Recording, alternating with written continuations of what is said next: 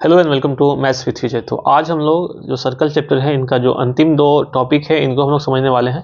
जो पहला टॉपिक है इनमें यह है एक वृत्त के चाप द्वारा अंतरित कोण, और जो हमारा दूसरा टॉपिक है आज के ही इस वीडियो में ये है चक्रीय चतुर्भुज। आज मेनली हम लोग इन दोनों टॉपिक्स को कवर करने वाले हैं। तो जो पहला टॉपिक है इनमें हम लोग सबसे पहले समझते हैं कि चाप के द्वारा जो अंतरित कोण होता है एक्चुअली में ये क्या होता है। तो इन्हें हम लोग एक फिगर के माध्यम समझते हैं। यह जो है एक वृत्त है जिसका कि केंद्र O है। यहाँ P और Q यह एक चाप है। अगर हम P और Q को ऑल द वे इस तरीके से मिलाएं तो एक प्रकार का जो चाप बन रहा है यह एक छोटा चाप है जिन्हें हम लोग कहते हैं लघु चाप। और अगर हम इसी P और Q को ऑल द वे इस तरीके से जो घुमाते हुए अगर इनको मिलाएं तो ये जो चाप बनेगी यह चूंकि एक बड़ा साइज में हो जाता है तो इसे हम लोग कहते हैं दीर्घ चाप कहते हैं। तो हमें यह ध्यान रखना है कि लघु चाप क्या होता है और दीर्घ चाप क्या होता है। तो जो हमारा टॉपिक है ये इनमें हमको समझना है कि इस चाप के द्वारा जो बनने वाला जो है या फिर अंतरित कोण जो होता है ये क्या होता है। तो चाप का जो एंडिंग पॉइंट है जैसे कि P और Q हो गया, और जब हम P और Q को केंद्र से मिलाते हैं इस तरीके से, जब हम लोग केंद्र से मिलाएं तो यहाँ हम लोग देखेंगे कि केंद्र पर एक कोण बन रहा है जो कि है कोण POQ।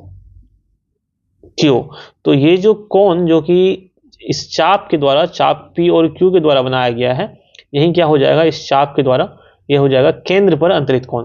तो मेनली ये हम देख रहे हैं अभी यहाँ पे केंद्र पर अंतरित कोण है, लेकिन यह कोण कहीं पर भी हो सकता है, वृत्त के किसी भी बिंदु पे हो सकता है। जैसे मान लेते हैं यहाँ पे बिंदु एक C है, तो हम जब P और Q को जब हम इस बिंदु से मिलाएं तो यह जो है एक कोण अंतरित हो जाएगा जो कि इसी वृत्त पे होगा, और यह भी इसी चाप के द्वारा जो है यह एक अंतरित कोण हो जाएगा। तो हम अब समझ चुके होंगे कि चाप के द्वारा अंतरित कोण का मतलब एक्चुअली में होता क्या है। जब हम लोग इतना समझ गए हैं तो इस जो टॉपिक में जो हमको दो प्रमेय पढ़ने हैं, थ्योरम पढ़ने हैं, हम इस दोनों थ्योरम्स को एक एक करके समझते हैं। जो पहला प्रमेय है इनमें यह कहा गया है कि एक चाप द्वारा केंद्र पर अंतरित कोण वृत्त के शेष भाग के किसी बिंदु पर अंतरित कोण का दोगुना होता है। तो इस प्रमेय को हम एक फिगर के माध्यम से और जो है अच्छे से समझने का कोशिश करते हैं। यहाँ पे यह कहा गया है कि एक चाप के द्वारा केंद्र पर अंतरित कोण। तो हम पहले ये देखते हैं कि एक हम फिगर ले लेते हैं, जो फर्स्ट फिगर है इन्हीं को हम लोग समझते हैं। जैसे हम यहाँ पे देखें तो P और Q यह क्या है एक चाप है, और इस चाप के द्वारा अगर हम बात करें केंद्र पर अंतरित कोण, तो जब हम P को केंद्र O से मिलाते हैं और फिर अगेन Q को भी जब हम लोग केंद्र O से मिलाते हैं तो यहाँ एक एंगल बन रहा है, एक कोण बन रहा है, और यही कोण जो है POQ यह हो जाएगा एक चाप के द्वारा केंद्र पर अंतरित कोण। तो ये हम लोग समझ चुके हैं। आगे फिर कहा जा रहा है कि वृत्त के शेष भाग के किसी बिंदु पर अंतरित कोण का दोगुना होता है। यानी कि इसका मतलब ये हो गया कि इसी चाप के द्वारा अगर हम देखें वृत्त के किसी दूसरे बिंदु जो कि यहाँ पे A है, जब हम लोग इनको जब मिलाते हैं PA और फिर A को जब मिलाते हैं Q से, तो एक एंगल यहाँ भी बन रहा है। तो हम वृत्त के किसी भी बिंदु को जब मिलाते हैं तब वहां पे जो कोण बनता है उस कोण का यह केंद्र पर बना हुआ कोण दो गुना हो जाता है। यही इस प्रमेय में हमको कहा गया है। यानी कि हम इनको फिर से एक बार समझते हैं। इसमें यह कहा गया है कि एक चाप के द्वारा केंद्र पर बनने वाले जो कोण होते हैं यह दो गुना होता है इसी चाप के द्वारा इस वृत्त के किसी बिंदु पर जो बनने वाले कोण होते हैं उनसे। अगर हम इस फिगर में देखें, अगर यह कोण जो है यह 30 डिग्री का होगा तो ये जो कोण है इनका दो गुना यानी कि यह हो जाएगा 60 डिग्री का। अब जरूरी नहीं है कि बिंदु यही ही होगा, बिंदु हम लोग यहाँ भी ले सकते हैं। अगर हम बिंदु यहाँ पे अगर D ले लेते हैं तो जब हम लोग P से बिंदु D को मिलाते हैं तो यहाँ पे जो बनने वाला कोण होगा ये कोण, इनका भी अगेन यह कोण क्या हो जाएगा दो गुना हो जाएगा। तो हमको यह हमेशा ध्यान में रखनी है। नेक्स्ट हम लोग जो दूसरा प्रमेय है हम इस पे बात करते हैं। नेक्स्ट यहाँ पे जो दूसरा प्रमेय है इनमें यह कहा गया है कि एक ही वृत्तखंड के कोण यह क्या होते हैं आपस में बराबर होते हैं। इसका मतलब क्या होता है हम लोग ये समझ लेते हैं। सबसे पहले अगर हम बात करें वृत्तखंड की, तो वृत्तखंड जो होता है अगर हम किसी भी जो है चाप को अगर हम मिलाते हैं तो यहाँ जो जीवा बनती है, और जीवा क्या करती है इस वृत्त को दो भागों में विभाजित कर देती है। तो जो ये छोटा भाग है इन्हें हम लोग बोलते हैं लघु वृत्तखंड, और जो ये बड़ा वाला भाग हमको बच रहा है इन्हें हम लोग बोलते हैं दीर्घ वृत्तखंड। तो कुल मिला के कोई भी जो जीवा होती है यह वृत्त को दो भागों में विभाजित करती है। अगर हम यहाँ पे देखें जो इस चाप के द्वारा जो कि PQ एक चाप है और जब हम इन्हें मिलाते हैं तो यह एक वृत्तखंड बन जाता है। तो अगर हम बात करें वृत्तखंड की या फिर हम बात करें चाप की, यह दोनों बातें जो है यह एक ही हो जाएंगी, बिकॉज जो इनका एंडिंग पॉइंट है यह दोनों का सेम ही होना है। और जब इनके द्वारा अगर हम वृत्त के किसी भी बिंदु पे हम कोई कोण अंतरित करते हैं या कोई कोण बनाते हैं, जैसे यहाँ पे हम ले लेते हैं सी, तो ये सभी के सभी कोण आपस में क्या हो जाएंगे, समान हो जाएंगे, बराबर हो जाएंगे। अगर हम फिर यहाँ से भी अगर इनको हम मिलाते हैं, इनको जब हम लोग मिलाएं तो अगेन यह कोण भी है इन्हीं कोण के बराबर हो जाएगा, अगेन ये दोनों कोण इस तीसरे कोण के बराबर हो जाएगा। तो यही हमको इस प्रमेय में कहा गया था। अगेन हमको एक और बातें यहाँ समझनी है कि अगर हम फिगर 2 में देखें तो यह जो है PQ जो एक जीवा है यह क्या हो जाएगा, व्यास हो जाएगा, क्योंकि यह केंद्र O से गया हुआ है। और अगर हम जब बात करें PQ जो चाप है इनकी बात करें तो यह एक अर्धवृत्त हो जाएगा, और अर्धवृत्त का केंद्र पे बनने वाला जो कोण होता है यह हो जाएगा 180 यानी कि 180 का हो जाएगा। और फिर इस चाप के द्वारा वृत्त के किसी भी जो है भाग में कोई कोण बनता है तो यह क्या हो जाएगा, इस केंद्र पे बनने वाले कोण का आधा हो जाएगा, यानी कि यह हो जाएगा कितने के बराबर, 90 डिग्री के बराबर हो जाएगा। तो हमको अब यह एक प्रमेय के ही रूप में इनको हमेशा ध्यान में रखना है कि अर्धवृत्त पे जो बनने वाला कोण होता है, ऑलराइट, जो अर्धवृत्त का जो कोण होता है यह क्या होता है, हमेशा एक समकोण होता है। हमें हमेशा इस बात को भी ध्यान में रखनी है। कहने का मतलब यह हो गया, अगर यह अर्धवृत्त है और अर्धवृत्त का जो जीवा PQ या फिर हम बोले चाप PQ है, तो इनके द्वारा वृत्त के किसी भी हिस्से पे जहां पे भी कोण बनेगा तो यह कोण हमेशा 90 का होगा, 90 का होगा, यानी कि एक समकोण होगा।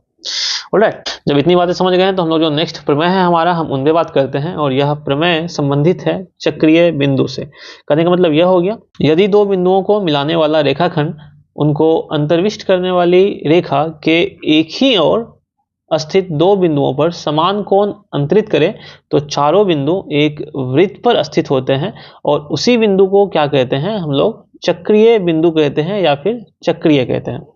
इसका मतलब क्या होता है, हम वापस से एक फिगर के माध्यम से समझते हैं। यहाँ पे यह कहा जा रहा है कि यदि दो बिंदु को मिलाने वाला रेखाखंड जो कि जीवा हो जाएगा, जैसे हम लोग यहाँ पे देख पा रहे होंगे A और B दो बिंदु है जो कि इसी वृत्त पे है, और जब हम इनको मिलाते हैं तो AB क्या हो जाएगा, एक जीवा हो जाएगा। और इस जीवा के द्वारा इनके एक ही ओर, यानी कि हम यहाँ पे देखें अगर, तो इनके एक ही ओर स्थित दो बिंदुओं पर क्या होता है, यह समान कोण बनता है। लेकिन हम देखें तो इस जीवा के एक ही ओर हम देखें बिंदु यहाँ पे एक C है और दूसरा बिंदु अगर देखें यहाँ पे D है, यहाँ पे जो बनने वाला कोण होता है, एंगल होता है, यह क्या होता है, यह समान होता है। यानी कि जो एंगल इस बिंदु पे बन रहा है C पे, वही एंगल, उतना ही बड़ा एंगल जो है यह बिंदु D पे बन रहा है।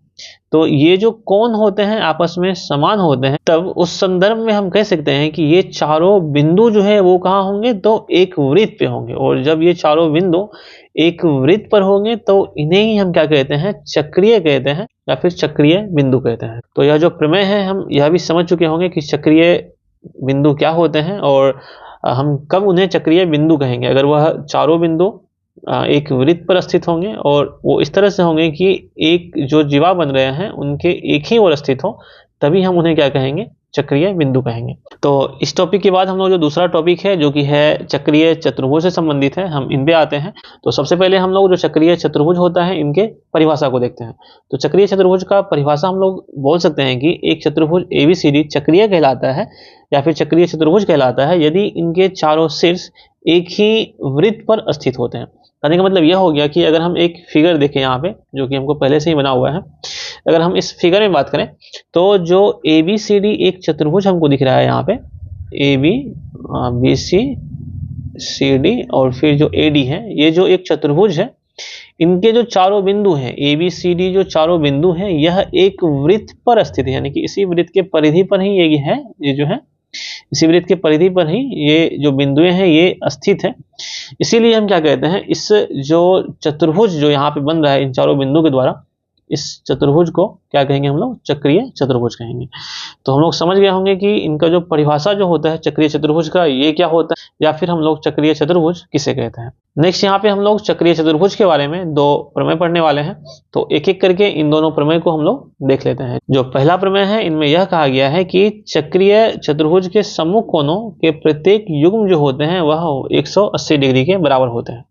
अगेन दूसरा प्रमेय भी देख लेते हैं और साथ में इनको समझेंगे। दूसरा प्रमेय जो है जस्ट इन्हीं का क्या हो जाएगा, रिवर्स हो जाएगा, उल्टा हो जाएगा। इसमें यह कहा गया है कि यदि किसी चतुर्भुज के सम्मुख कोणों के एक युग्म का योग 180 डिग्री हो तो चतुर्भुज जो है यह भी चक्रीय होता है। ये दोनों जो प्रमेय है, ये दोनों प्रमेय सेम है, एक ही प्रमेय है, बस इनको अलग अलग तरीके से लिखा गया है। इनको हम लोग समझ लेते हैं वापस से।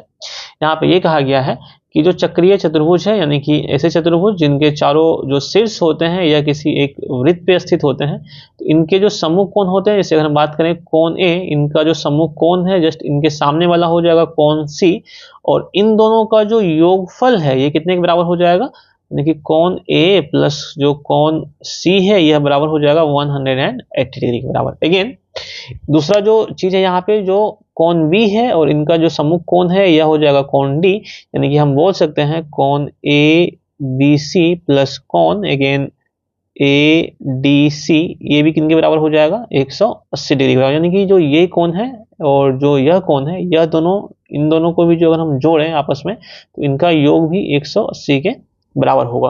तो यही जो चीजें थी हमको इन दोनों प्रमेय में हमको जाननी थी, जो कि हम लोग देख चुके हैं। तो चक्रीय चतुर्भुज के बारे में हमें इतना ही पढ़ना था। अगर हम इन्हीं दोनों प्रमेय को और परिभाषा को ध्यान रखें, इन्हें समझ लें, तो जो प्रॉब्लम्स है जो कि चक्रीय चतुर्भुज पे आधारित है वो हमसे आसानी से बन जाएंगे। तो अब जो है एक्सरसाइज 10.5 ये आसानी से आप लोगों से बन जाएंगे। सो जो वृत्त का जो चैप्टर है ये अब खत्म हो चुका है, और जो इनका जितने भी वीडियो हैं वो सारे के सारे अपलोड कर दिए गए, जो कि अभी आपको एक प्लेलिस्ट के रूप में स्क्रीन पे दिख रहे होंगे। सो इस वीडियो में इतना ही। Thank you for watching and God bless you all.